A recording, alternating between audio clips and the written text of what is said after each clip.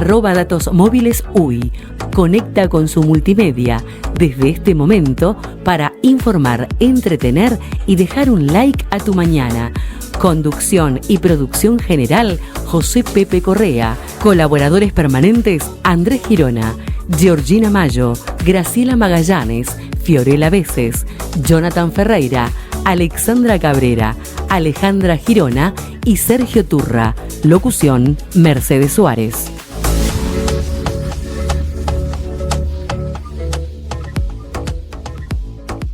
Muy buenos días y bienvenidos a este proyecto multimedia que hemos denominado @Datos Móviles UI y que a partir de hoy estamos comenzando junto a mi compañero de trabajo Andrés Girona. ¿Qué tal, Andrés? Muy buenos días. Muy buenos días, Pepe. Déjame saludar a toda la audiencia de @Datos Móviles UI. Bienvenidos.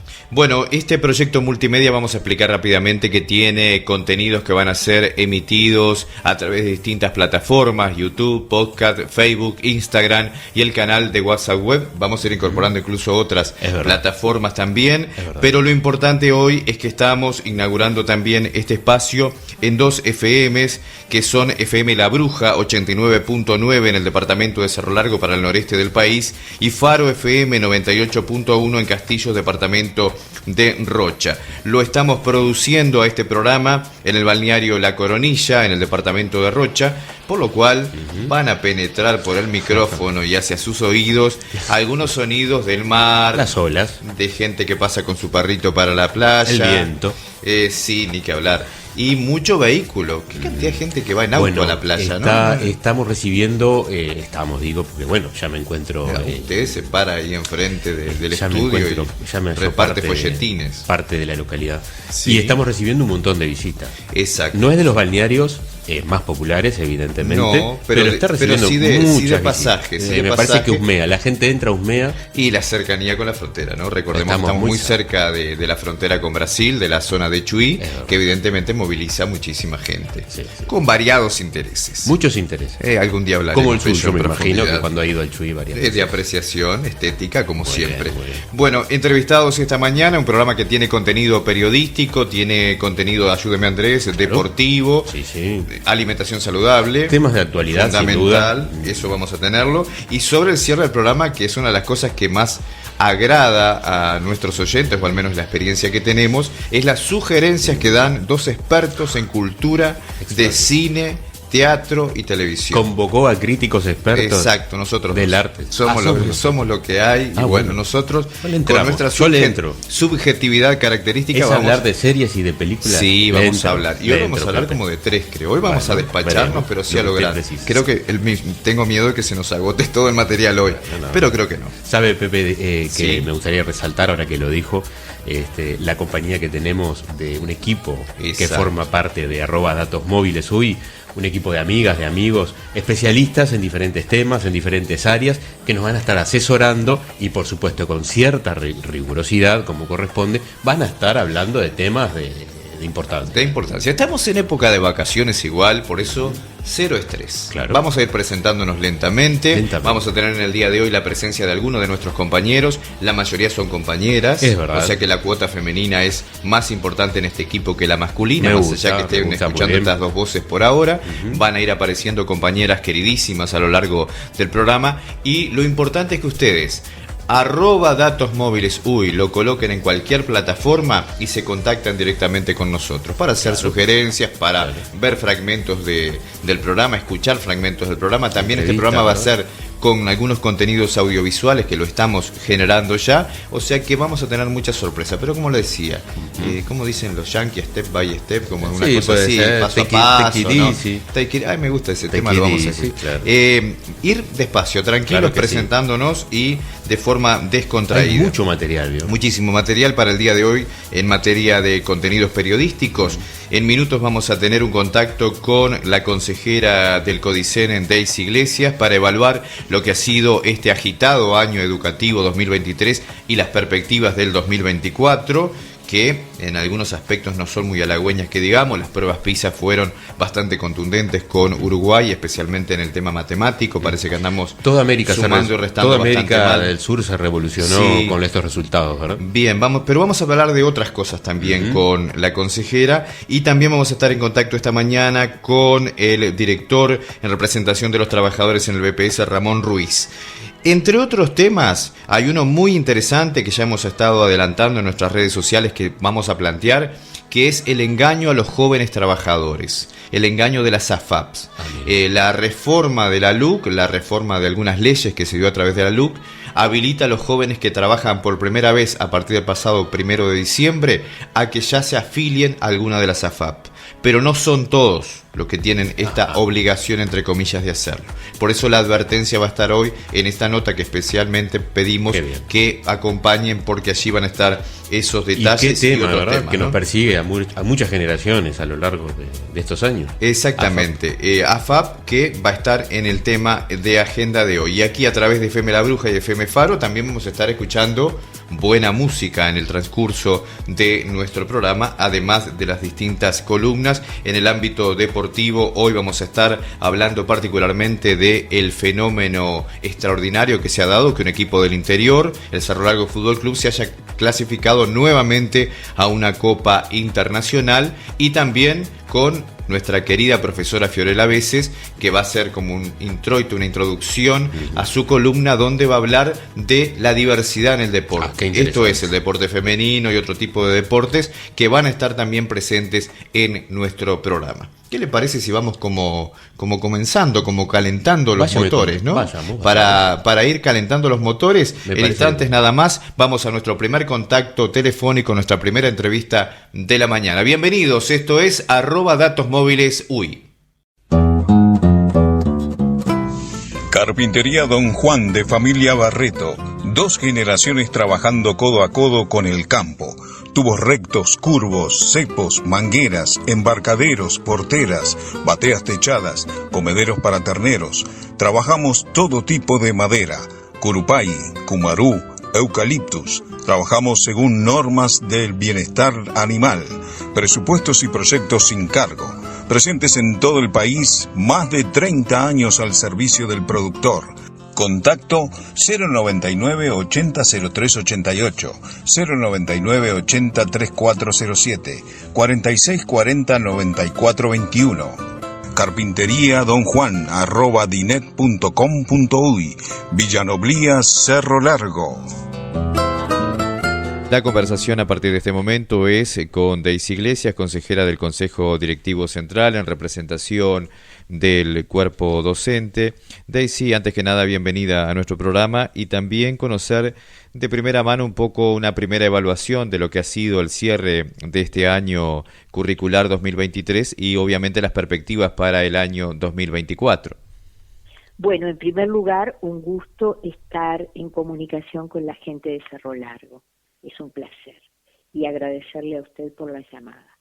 En segundo lugar, señalarle que en el año 2023 sucedieron muchas cosas, y una de ellas es el curso de la llamada transformación curricular o transformación educativa, que impulsa la mayoría del CODICEM, que responde al arco de gobierno.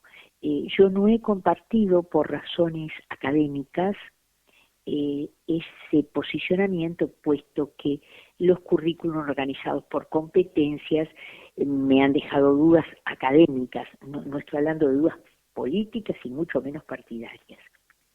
Usted sabe además que en Escocia y en España, donde se aplicaba este tipo de currículum, comenzaron ya movimientos, particularmente de padres, vinculados a la exigencia de la modificación de los currículos competenciales por la disminución en el aprendizaje de los estudiantes. Hay allí un énfasis, Daisy, que se reclama mucho en el interior del país también, que tiene que ver con esa posible caída de lo que se llama la calidad educativa. ¿Usted lo aprecia en ese sentido?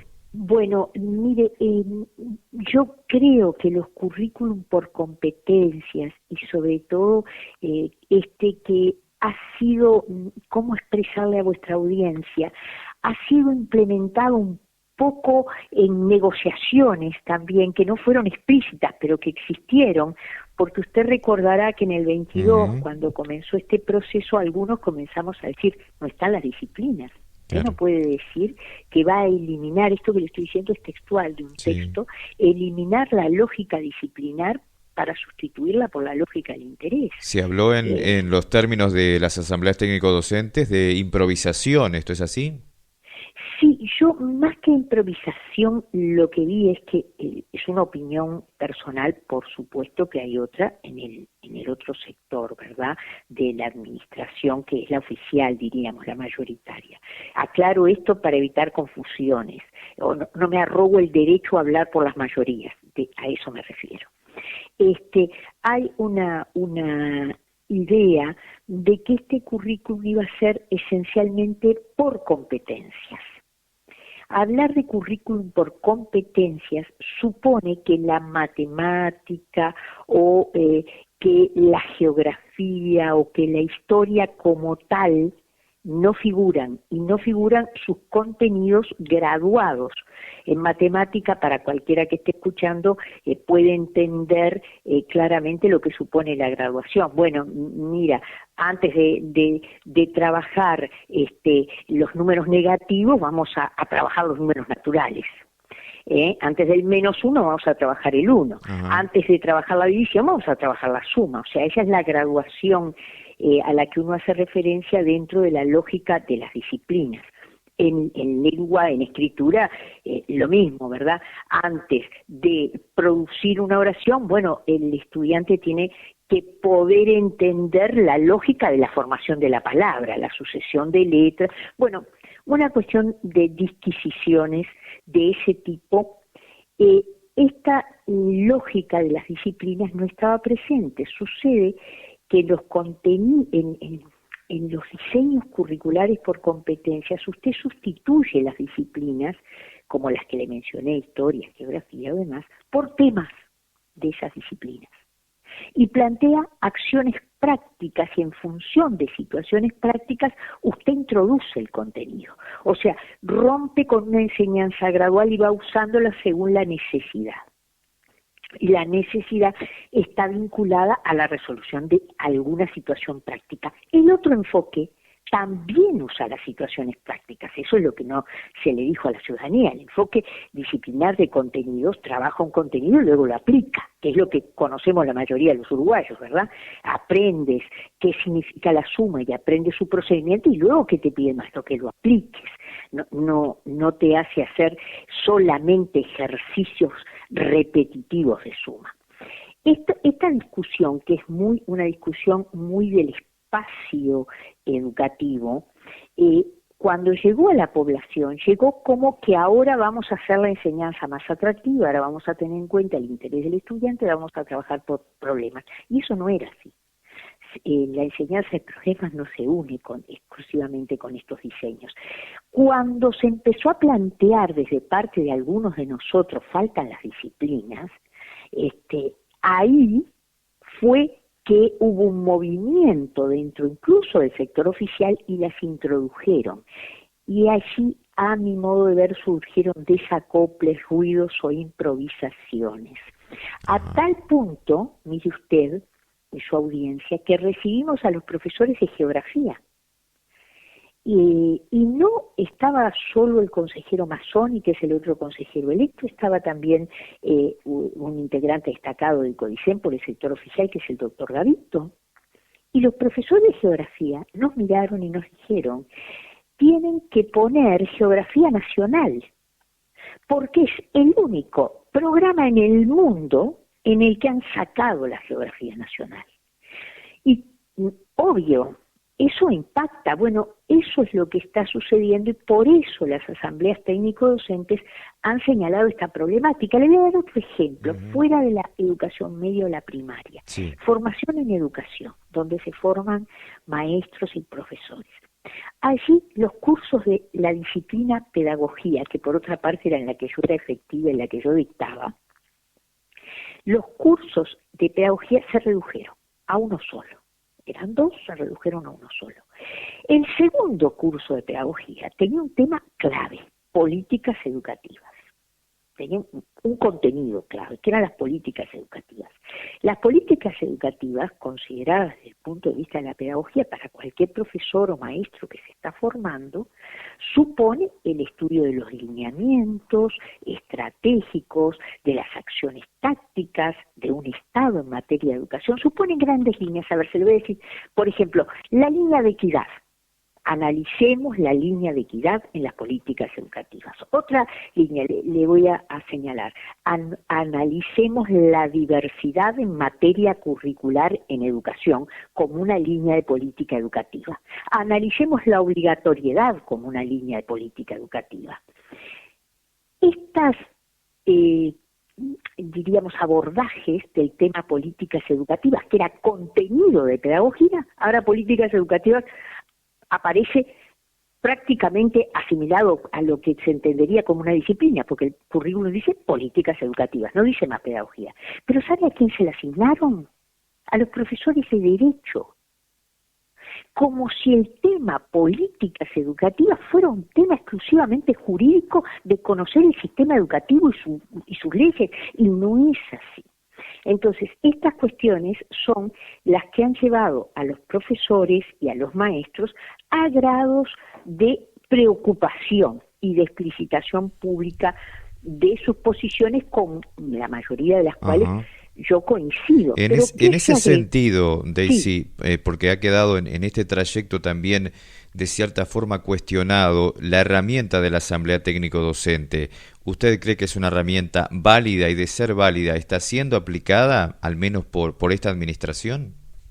Mire, las asambleas técnico docentes no solo son una herramienta válida, sino que son por ley. Desde el año 90, o sea, hay una ley que determina que deben existir asambleas técnico-docentes y cómo deben funcionar, una ley nacional.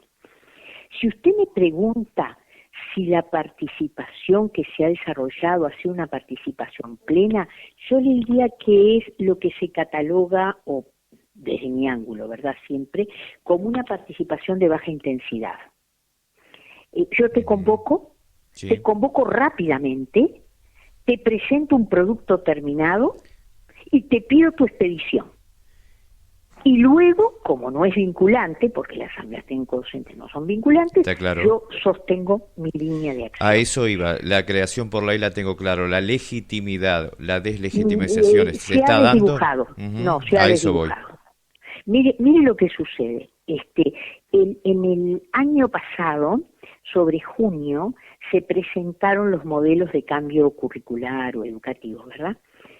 Había llevado la administración oficialmente más de un año trabajando en ello, no consultó en todo el periodo, y en julio, no me acuerdo bien la fecha, o agosto, puso el producto sobre la mesa, un producto que llevaba un año y medio de trabajo, que suponía un cambio de orientación en modelo curricular, y le dio a los maestros y a los profesores de media, de secundaria, UTU y de primaria, un día para que discutieran a nivel de establecimiento el nuevo programa curricular, y 4 días a la Asamblea Nacional, que debía resumir las posiciones o tener en cuenta las posiciones de las instituciones. ¿A usted le parece que este procedimiento de participación es un procedimiento válido? ¿O que le da el tiempo a la gente? No le da el tiempo. No puede en un día analizar su producto de un año y medio. Así sea aún para cuestionarlo, no puede. Está claro. Entonces, este tipo de cosa en este año se ha continuado con bachillerato. Es una de las cosas que yo señalo siempre, porque no puedo hacer una evaluación haciendo trampas al solitario. O sea, yo debo decir que tengo una opinión no favorable a los currículum competenciales, para que se entienda desde qué lugar hablo, y habilitar a su vez a los que tengan posición favorable, ¿verdad?, para que expliciten la suya. Ahora, como cierre del 23 tuvimos muchos problemas de elección de horas y cargos en formación en educación, que creo que no favorecen la estabilidad docente. Y la estabilidad docente y el sentimiento docente es un factor clave. Mire, estaba leyendo algunos emergentes de Estonia y de Irlanda, lugares donde, tuvieron muy buenos resultados en las pruebas PISA 2023, para sorpresa. Sí. Y uno de los puntos comunes que ambos hicieron fue mejorar la condición docente. Pero usted en Uruguay se encuentra con esta situación de problemas de elección de horas, con esta situación de la participación que algunos la entendemos como de baja intensidad, pero además ¿con qué se encuentra? Con que usted a las personas que tienen un título otorgado por ANEP, para darles el carácter universitario, el Ministerio de Educación y Cultura los convoca a una prueba. Porque el título que tienen de por sí no se lo reconoce, debe dar una prueba para ver si ese título amerita o no ser universitario. Entonces, usted mira y dice, bueno, en Uruguay habría que cuidar más lo que ha cuidado Estonia e Irlanda y Finlandia en su momento, y es la condición docente. Ahora, así como le digo esto, también decirle que hay un factor sumamente positivo a nivel de la educación media, que por supuesto, no lo niego, tiene que ver con una voluntad política, no en el sentido partidario, política de las autoridades, ¿Cuál es? El cuerpo, que es convocar a concurso para dar estabilidad. Ajá. Pero este factor tan bueno en secundaria, porque hacía como 12 años que no había concursos y la de gente efectividad, ¿verdad? Claro, y estaba, pero cantidad, ¿sabe cuánta gente hay anotada? 5.700 personas. Que estaban inestables y que ahora aspiran a estar estables. ¿Qué otra contracara tiene esto? Para que ustedes vean que también la gente sobre cosas concretas positivas se entiende. Que el sindicato de profesores de secundaria, FENAPES, reivindicó durante años estos concursos, peleó por estos concursos, lo obtuvo. También del otro lado hay que reconocerle a la autoridad la decisión política, y hoy están trabajando coordinadamente. Y sabe que tanto la autoridad formal de secundaria como desde el sindicato dicen que se está haciendo un muy buen trabajo en la organización de estos concursos, que supone la instauración de 137 tribunales y el concurso de 5.000 casi 700, creo, personas. Daisy, entonces, le agradezco mucho por esta descripción. Seguramente vamos a mantener contacto nuevamente por otros temas que tienen que ver con, más que el cierre de 2023, también la expectativa que hay para el 2024, que obviamente va a ser un año muy particular al ser un año electoral, y como siempre, el agradecimiento por este contacto con nuestro programa. Por favor, un placer para mí, un gusto. Pase usted muy buena jornada y su audiencia también. @Datos Móviles UI. Búscanos en nuestras plataformas YouTube, Twitch, Instagram, WhatsApp, Facebook y TikTok. Tus comentarios aportan. Muy buenos días, mi nombre es Fiorella Veces y es para mí realmente un gusto poder ser parte de este espacio comunicativo llamado Datos Móviles UI, un espacio diferente, así realmente lo entiendo, lo veo, y en el cual mi aporte va a ser compartir con ustedes el deporte.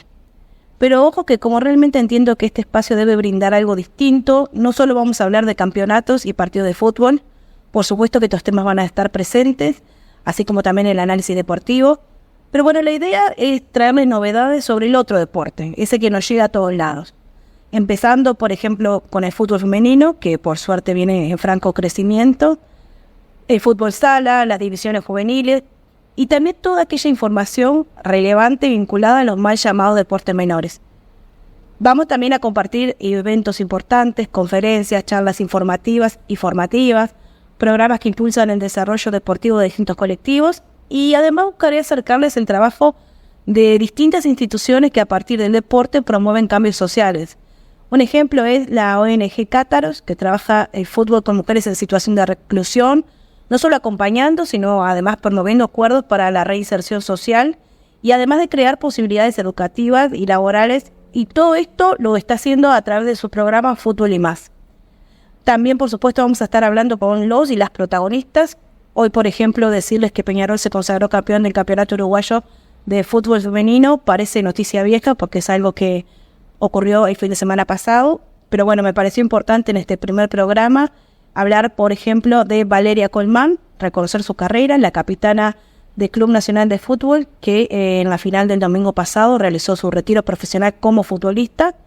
Esta zaguera, que tiene 33 años, es una de las primeras jugadoras uruguayas en firmar un contrato profesional y además tiene como logro haber sido 4 veces campeonas con el equipo tricolor en estos 15 años en que defendió los colores del bolso.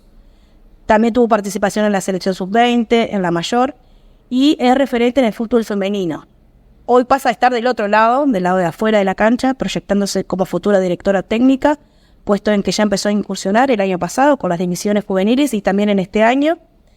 Y es una mujer que ha sido protagonista dentro y fuera de la cancha en impulsar el desarrollo del fútbol femenino. Entonces, para ella el reconocimiento como capitana, como referente, y seguramente tendrá éxitos en esta nueva etapa también como directora técnica, por lo cual para mí fue muy importante tomarnos por lo menos unos minutos en hacer referencia porque es una protagonista del deporte. Todo esto entonces vamos a estar trabajando en estos programas, en estos encuentros, así que los espero a partir de la próxima semana para empezar un verano diferente, hablando de deportes en Datos Móviles UY. A partir de este momento es con Ramón Ruiz, representante de los trabajadores en el directorio del Banco de Previsión Social. Obviamente que siempre el BPS nuclea mucho interés de parte de nuestros oyentes aquí del norte y este del país, teniendo en cuenta de que en este momento hay temas puntuales, Ramón, como por ejemplo el aporte mixto y toda esta serie de movidas que se han realizado desde allí el BPS, muchas consultas en las oficinas locales de parte de distintos ciudadanos. Antes que nada, muy buenos días y bienvenido a nuestro programa.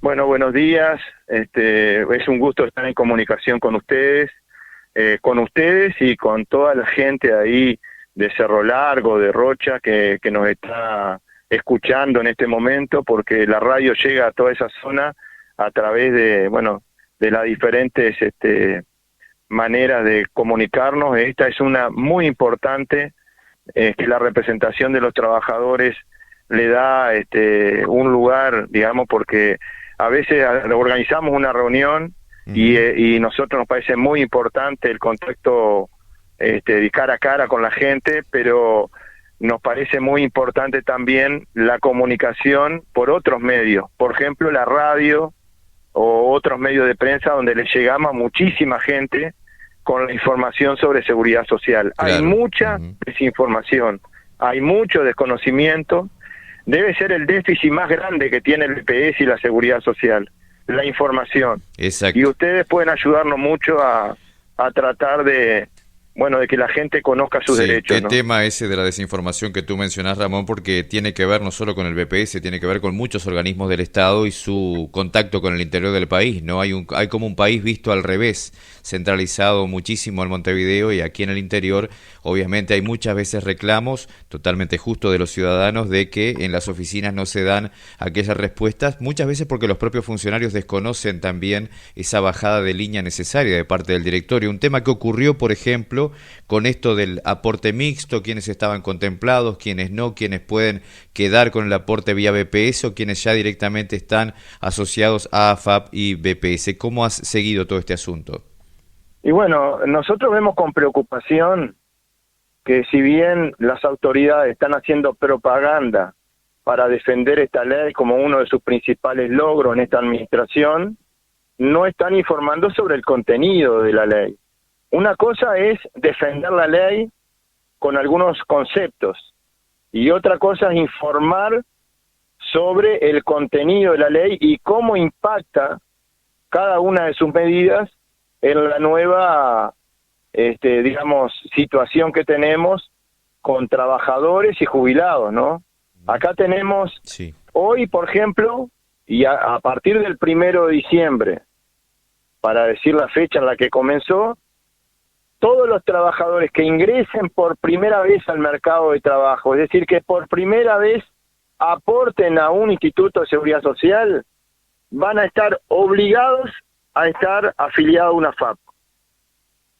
Hasta el 30 de noviembre, el trabajador que empezaba, a aportar a la seguridad social, no estaba obligado.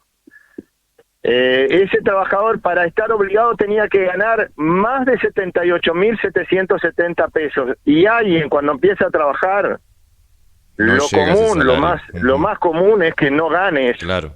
O sea que a partir del 1 de diciembre, todo trabajador que ingresó al sistema, por primera vez, decís tú, tiene que optar por una FAP, independientemente del BPS. Sí, y remarco lo siguiente, que por primera vez aporte a la seguridad social. Porque me han llegado información de algunas personas, sobre todo madres de jóvenes, que las AFAP están llamándolos para decirle que ahora es obligación que se afilien.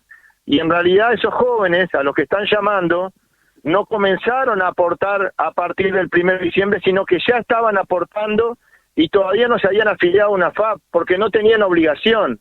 Y yo creo que a partir de la falta de información va a haber mucha confusión y algunos trabajadores jóvenes van a pensar que están obligados, porque eso es lo que le están transmitiendo, y yo quiero aclarar y remarcar que los que están obligados son aquellos que por primera vez aportan a la seguridad social a partir del 1 de diciembre. Los anteriores al 1 de diciembre, los trabajadores, aquellos que ingresaron al mercado de trabajo antes del 30 de noviembre, esos no están obligados. Estarían obligados solamente en el caso que su salario supere los 78.770 pesos. Perfecto, Ramón, quedó muy claro este punto. Vuelvo un poco a lo del comienzo. Con respecto a las personas que estaban o no contempladas en este movimiento, en esta opción de quedarse únicamente con el BPS, salirse de la FAP, ¿cómo ha sido todo este proceso que también generó mucha confusión? Incluso nosotros recibimos aquí en la radio algunas consultas de personas que iban a la filial del BPS local y no obtenían como una respuesta muy clara de qué camino tenía que seguir. A ver, este gobierno le cambió las reglas de juego a personas, entonces tiene la obligación de informarles que les cambió las reglas de juego. Yo escuché al presidente del BPS, Alfredo Cabrera, decir que el BPS hizo lo que tenía que hacer, que bueno, y que no tenía obligación de por ejemplo, de garantizarle a todos los cuarentones el asesoramiento. Nosotros en un momento planteamos, bueno, si sabemos quiénes son, ¿por qué no le reservamos el derecho a ser asesorados de oficio? Y le evitamos un trámite, porque había que hacer la reserva para ser asesorado y después pedir hora para ser asesorado.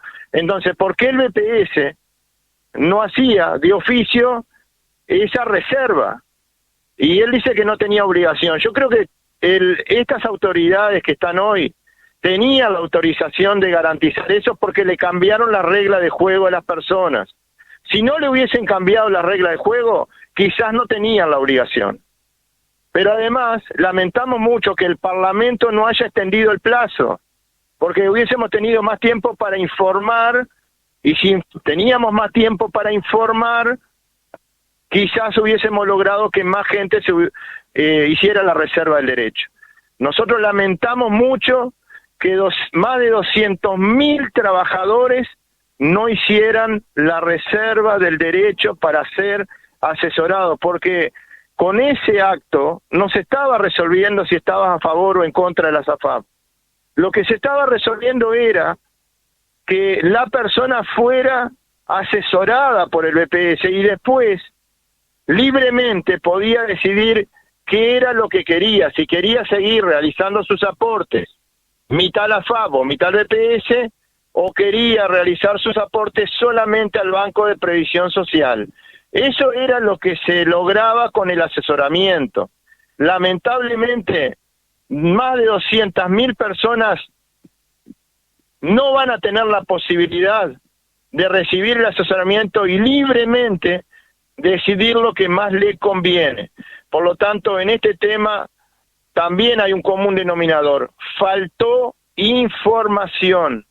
Las autoridades no informaron de que estas personas tenían, un plazo hasta el 30 de noviembre para hacer la reserva del derecho y que si no lo hacían dentro de ese plazo, luego no podrían solicitar el asesoramiento. Y a muchos de estos trabajadores le va a convenir volver al EPS y sin embargo, como no se agendaron, no van a poder hacer esa opción. ¿No hay viabilidad de una marcha atrás en este tema? Bueno, hubo una marcha atrás por parte del gobierno a raíz de toda la campaña que hicimos. Hubo una marcha atrás, porque el gobierno en el último minuto, porque ustedes saben que un año antes de las elecciones no se pueden aprobar leyes de seguridad social, ¿no?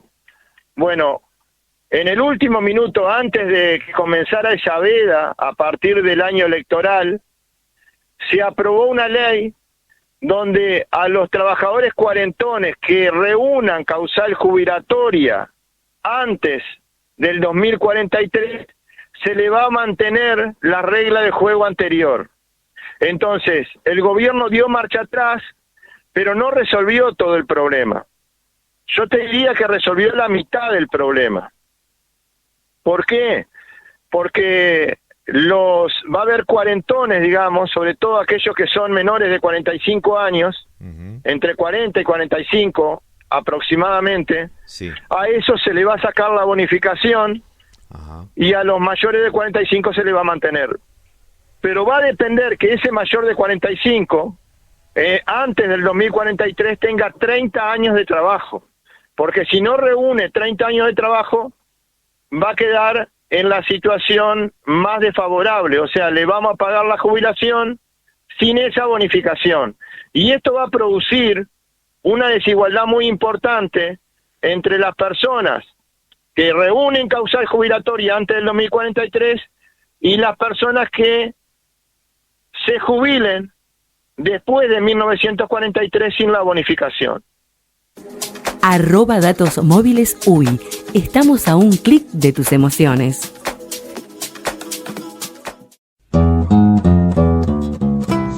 Carpintería Don Juan de familia Barreto. 2 generaciones trabajando codo a codo con el campo. Tubos rectos, curvos, cepos, mangueras, embarcaderos, porteras, bateas techadas, comederos para terneros. Trabajamos todo tipo de madera. Curupay, cumarú, eucaliptus. Trabajamos según normas del bienestar animal. Presupuestos y proyectos sin cargo. Presentes en todo el país, más de 30 años al servicio del productor. Contacto 099 80 03 88, 099 80 3407, 46 40 94 21. Carpintería Don Juan @dinet.com.uy. Villanoblía, Cerro Largo. En este programa una columna referida al tema literario, como lo hemos venido prometiendo a lo largo de las distintas promociones de Datos Móviles UI. Para ello, el contacto con la profesora Graciela Magallanes. Muchos, obviamente, en el departamento de Cerro Largo la conocen perfectamente, pero en el departamento de Rocha la van a empezar a conocer a partir de estos diálogos que vamos a mantener los fines de semana. ¿Cómo estás, Graciela? Muy buenos días. Muy buenos días, José. Un placer estar aquí contigo. Bueno, estamos de cierta forma retomando el contacto a través de la vía telefónica, obviamente que personal lo hemos mantenido en más de una oportunidad porque desde hace muchos años nos conocemos con Graciela, conocemos de su afición por el ámbito literario y además conocemos de este perfil tan especial que le das a este trabajo que realizás vía radial, que tiene que ver con la lectura de textos muy conocidos y pequeños análisis que nos permiten a todos aquellos que les gusta acercarse a la literatura desde distintas ópticas, incluso gente que no tiene el hábito, digamos, de la lectura, acercarse a un texto, escucharlo. Las nuevas tecnologías permiten hoy, Graciela, que aquello de que leíamos los libros a la antigua, digamos, ha cambiado muchísimo, ¿no? Muchísimo, sí. Viste que justamente ayer hablábamos eso en la presentación de un libro, José, que después lo voy también a incluir porque me parece oportuno, es un libro de cuentos, y justamente hablábamos de ese gran tema, ¿no? De un poco la desaparición de ese formato papel a la que estábamos acostumbrados los más grandes, ¿no? La gente joven ahora está muy acostumbrada a leer, bueno, en los diferentes formatos digitales que hay. Exactamente. Y en el día de hoy, para dar comienzo, digamos, a esta columna, sabemos de que habías seleccionado un texto bastante particular y un autor, en este caso, bastante particular. Bueno, sí, sabes que en este caso es una autora, es una chica muy joven, Martina Hornos Ganen, es una alumna que me pareció oportuno leer, y tiene que ver con un homenaje que se le hizo a Petrona Viera este año 2023, fue un homenaje que se le hizo a Petrona Viera en el ámbito literario y pictórico también. En cuanto a primaria, desde el Consejo se hizo un concurso en base a sus obras, de pintura, y en secundaria, en todos los ámbitos, tanto públicos como privados, se hizo como un homenaje, un concurso basado en sus obras y que tenía que ver con cuentos cortos. Y esta chica escribe muy bien, me gustó muchísimo me ha mostrado varios de sus cuentos, y bueno, me parece oportuno que en este comienzo se dé a conocer un nombre de una chica muy jovencita, tiene recién 15 años, que bueno, quién sabe si el día de mañana no sea una gran escritora, como ha dado nuestro departamento, pero qué interesante esto que decís, Graciela, porque con tan solo 15 años, que en esta sociedad tan invadida por la tecnología alguien se acerque a la literatura y a la escritura, es de por sí algo muy novedoso. Ocurre mucho más de lo que también trasciende, ¿no? Que eso es interesante, que abrir este espacio para mucha gente que tal vez en la soledad de su hogar está produciendo literatura, y que pueda también ir acercándonos textos que podamos ir compartiendo con nuestros oyentes. Bueno, eso me pareció oportuno y rescatable, ¿verdad, José? El hecho de que hay mucha gente, como tú decís, que probablemente escriba, que sea muy creativo en su escritura, y en otras artes también, obviamente, pero en la escritura, que es lo que nos compete más que nada a nosotros, y que a veces no se anima o no se conoce. Y bueno, y ella se acercó a mí durante el año y me mostró algunas cosas, y además cuando, bueno, se generó este concurso, se abrió este concurso, ella hizo unos cuentos, porque son cuentos cortos, en realidad son mini cuentos, lo que se llamaría mini cuentos, con una determinada cantidad de caracteres y todo, que eso estaba en las bases del cuento, y ella escribe uno que se llama, está basada en la obra Calle Santa Lucía de Petrona Viera, una artista muy conocida, una pintora muy conocida, y el mini cuento se llama Toque de Queda. Así que cuando tú quieras, yo lo comienzo a leer. Perfecto, te escuchamos atentamente. Muy bien. Eran vacaciones, y como ya era costumbre, a la hora de la siesta los niños de la calle Santa Lucía se encontraban bajo el árbol abandonado, el toque de queda. Lo llamaban así porque a su lado se encontraba una casa abandonada, donde los niños jugaban para resguardarse del sol. Pero esa semana era diferente. Había llegado un niño nuevo. Su nombre era Ivo. Se había mudado esa semana y los demás niños estaban emocionados por eso. Ese mismo día, uno de los niños lo invitó a jugar con ellos e Ivo aceptó feliz.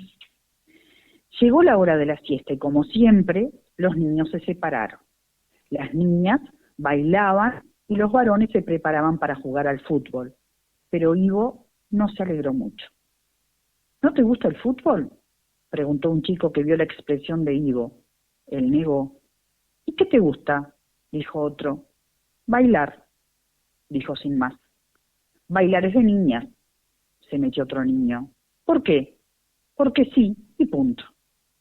Ivo, que no vio sentido a esa explicación, se fue con las niñas. Lo que al inicio fue algo muy raro para los niños, se convirtió en algo cada vez más frecuente y los demás comenzaron a imitarlo. Ivo llegó a ese barrio a cambiar algo en los niños, los hizo más unidos.